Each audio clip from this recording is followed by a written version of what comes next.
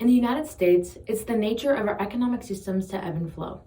Latent periods followed by small economic booms are normal and often go unnoticed. If this is the nature of our economy, what was different about the Great Depression? What made this economic low so catastrophic? In 1929, the year preceding, the United States gross national product was $104 billion. By 1932, it had nearly halved. 12 million Americans were out of work, 9 million Americans completely lost their life savings, and over 1 million families had lost their homes. The economy was so badly devastated that not even severe government intervention could completely reverse the problems the Great Depression had caused. What was the New Deal? How was it effective in some ways, but not in others? If the New Deal wasn't what led the nation out of this crisis, then what did? 2 months ago, as you know, we were facing serious problems. The country was dying by inches. It was dying because trade and commerce had declined to dangerously low levels. The solution was the New Deal, implemented after Franklin Delano Roosevelt was elected in 1933. But what caused the problem? Historians, economists, and everyone in between have studied the Great Depression to try and determine what caused the crisis. It's generally agreed upon, however, that there was never one single event in which all the blame can be pointed to. A summation of events, including big failures across the country, the stock market crash of October 1929, and federal government inaction, all played a significant role. Though the crisis was on a national scale, different regions of the country experienced the Depression in different ways. This is important to note, as it explains the variable responses the federal government made. No one solution would fix the problem everywhere, an idea reflected greatly in the policies of the New Deal. The goal of the New Deal can be understood in 3 simple terms: relief, recovery, and reform. Roosevelt's plan was to first provide citizens with immediate relief to stop the continued economic freefall. This includes implementation of the Federal Emergency Relief Act, the Civil Works Administration, the Emergency Banking Act, and more. These policies provided immediate financial relief to banks and other institutions, as well as directly to citizens by means of cash payments and temporary employment. Policies that fall under the recovery category were more focused on stabilizing the economy by providing long-term employment, lowering mortgage prices, and financially supporting the agricultural industry. Within the first 100 days of Roosevelt's presidency, Congress successfully passed 15 major legislations to establish the New Deal. Some of these policies fall under the recovery category, such as the National Industrial Recovery Act and the National Recovery Administration. Reform covers the policies created to implement new regulations and permanent changes into the financial system to prevent an economic depression in the future. Legislation like the Securities Exchange Act and the Social Security Administration permanently changed how the stock market was regulated and provided economic assistance to vulnerable populations. Let's take a look at how the New Deal programs were implemented around the nation and how the government's response varied with the needs of different geographical regions. Dear Miss Goodrich, I am just in the office for a few hours between long journeys, and I have read your letter of January 28th surrounding the disposal of the Allenstan Cottage Industries. I cheerfully agree to sell her my 2 shares of stock, and I resign as director. The Great Depression struck the mountain and valley communities of Appalachia hard. The region's abundant natural resources like coal and timber were in high demand during the wake of the Civil War and the resulting industrial expansion. However, Appalachian Industries extracted the resources for profit and sent them off to far industries, which depressed the coal and timber producing areas faster than the rest of the country. By the 1930s, the Great Depression had greatly suppressed demand, resulting in residents being stranded in small communities where the only employers were around were on the brink of collapse. Reports of shortages in shelter, clothing, food, and medical care were often, and illness and malnutrition crippled the poverty-stricken Appalachia. How did the New Deal target the area? Under the authority of the National Industrial Recovery Act, Roosevelt created a subdivision within the Department of Interior called the Division of Subsistence Homesteads. This division gave impoverished families the ability to relocate and established over 30 homestead communities nationwide, mostly in the Appalachian regions of Pennsylvania, Tennessee, and West Virginia. Additionally, the creation of the Tennessee Valley Authority focused on helping communities in Tennessee and North Carolina, bringing electricity to 40,000 rural homes and building dams for flood control and reforestation efforts. The Civilian Conservation Corps, or the CCC, aided in the creation of projects like the Blue Ridge Parkway in Virginia, state parks, and reforestation. The New Deal attempted to bring jobs and stability to the impoverished areas of Appalachia, and though it certainly helped, it wasn't enough to bring the industries in the area back to what they once were. First, we are giving opportunity of employment to 250,000 of the unemployed, especially the young men who have dependents, to let them go into forestry and flood prevention work. That is a big task because it means feeding and clothing and caring for nearly twice as many men as we have in the regular army itself. The banking system of the United States, through total inadequacy and inefficiency to exercise the legitimate functions and to serve the needs of the government and to meet the existing demands, has broken down, and all usual means for the distribution of currency and the transaction of ordinary business of banking has failed. Appalachia was not the only region devastated by the Depression. Like other areas, the Midwest similarly experienced persisting distress and had difficulty coming up with solutions to affect its future development. Though this part of the nation was different, the Midwest reforms were a result of the region's unique mix of agriculture and industry, cultural tensions, and geographical features, all of which affected the impact and the response to the economic depression. Unlike the eastern part of the United States, the Depression arrived slowly in the Midwest. There was little alarm in 1929 and 1930, but by 1931, rising unemployment and increasing relief needs were beginning to cause alarm. By 1932, the region experienced an economic contraction like none other in its history. The mining and industrial centers had increased unemployment rates. Minnesota's iron ranges and the coal districts in Illinois reached over 70% unemployment. Midwestern cities became impoverished, and the rural Midwest was doing no better. After experiencing a partial depression in 1929, the agricultural Midwest was now facing disaster, with farm income shrinking by over 60%. Roosevelt's New Deal brought federal assistance to the Midwest. Money came in the form of relief grants, projects, crop allotment checks, and special credits. The financial relief that aided the Midwest eventually led to institutional reform, establishing things like social welfare and intrastate agencies in order to create new sources of revenue and emergency relief funds. The Midwest was aided significantly by federal or above reform, but unlike other regions, many Midwestern states began forming reform coalitions on the lower level, often called Little New Deals. These often led to greater tax equity, security for small businesses, welfare benefits, and more.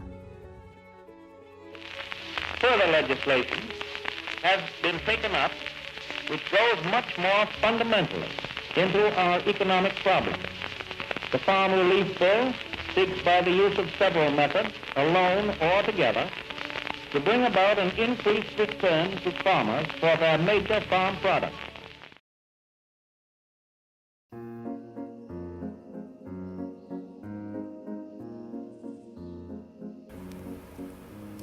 Dear family, our faces look like coal miners. Our hair is gray and stiff with dirt, and we grind dirt in our teeth. We have to wash everything just before we eat it and make it as snappy as possible. Sometimes there is a fog all through the house, and all we can do about it is sit on our dusty chairs and see that fog settle slowly and silently over everything.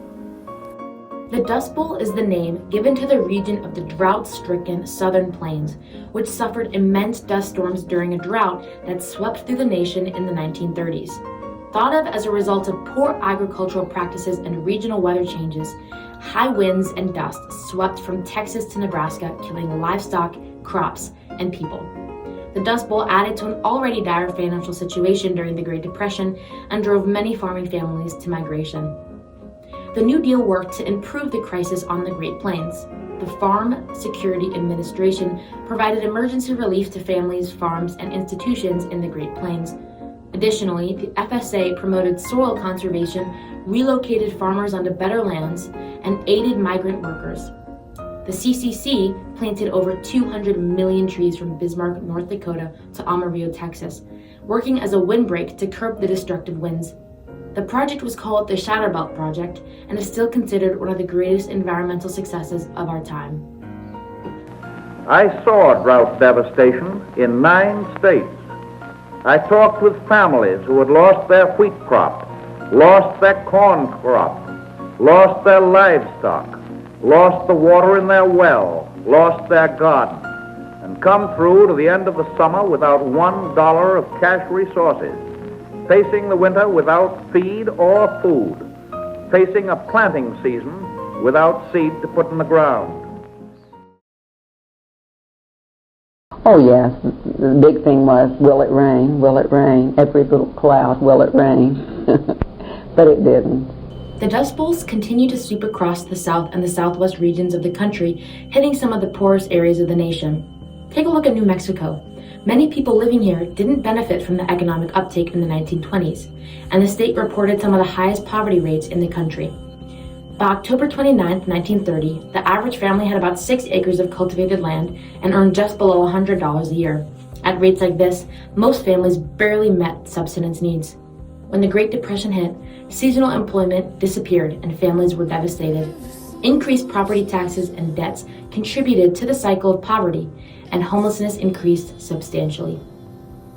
Roosevelt's success in the 1932 election was just the beginning for Democratic candidates across the U.S. Many local constituencies began supporting Democratic candidates, and New Mexico is no different. At the heart of what would come to be known as the Mexican New Deal, Dennis Chavez was elected to be senator in the 1934 election. During his time in the Senate, he worked as an advocate for the Hispanic population, leading to a subset of policies constructed from the New Deal to help the Mexican population.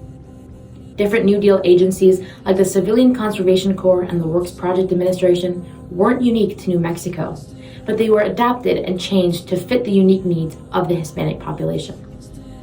New Mexico wasn't unique in that respect either.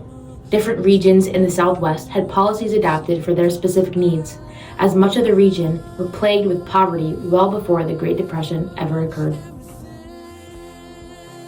Sandstorms, and afterwards, sand piled up, 2 foot high, in front of your door, through your windows, every place. It just permeated everything. So those were bad.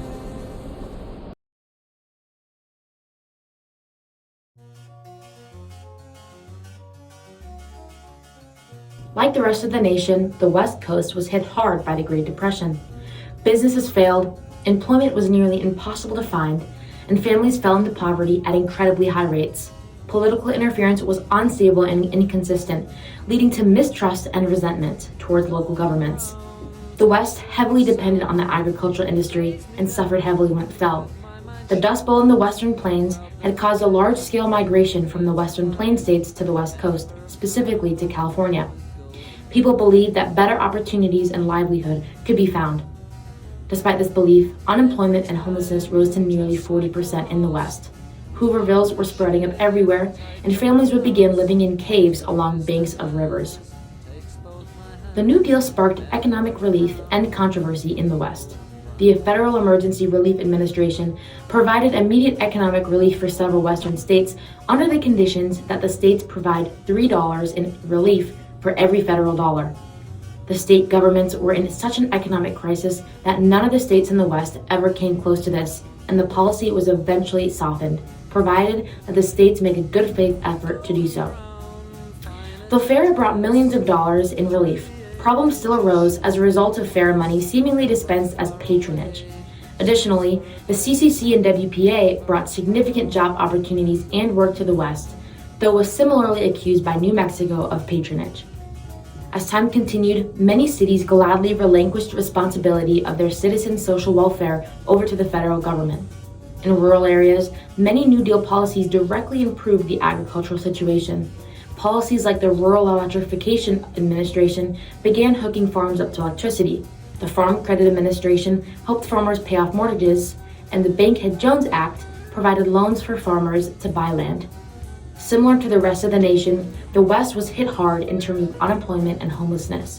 The New Deal, while improving livelihoods and economic stability, still wasn't enough to pull the nation completely out of the Depression. No cracked earth, no blistering sun, no burning wind, no grasshoppers are a permanent match for the indomitable American farmers and stockmen and their wives and children who have carried on through desperate days and inspire us with their self-reliance, their tenacity, and their courage. The New Deal worked to lessen the effects of the economic crisis in the 1930s, working to provide immediate relief, long-term recovery, and permanent reform. Roosevelt's immediate action led to the slow recovery of the economic welfare in the country. Despite the efforts put into place by Roosevelt and the federal government, the Great Depression was simply too great of a crisis to be resolved by legislation, and it wouldn't be until the Second World War in which the United States would see financial prosperity once more.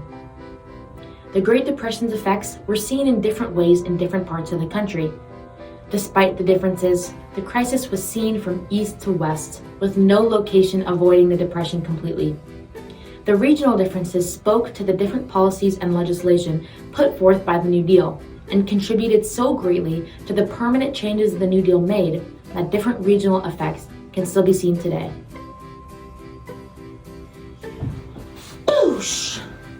Yeah.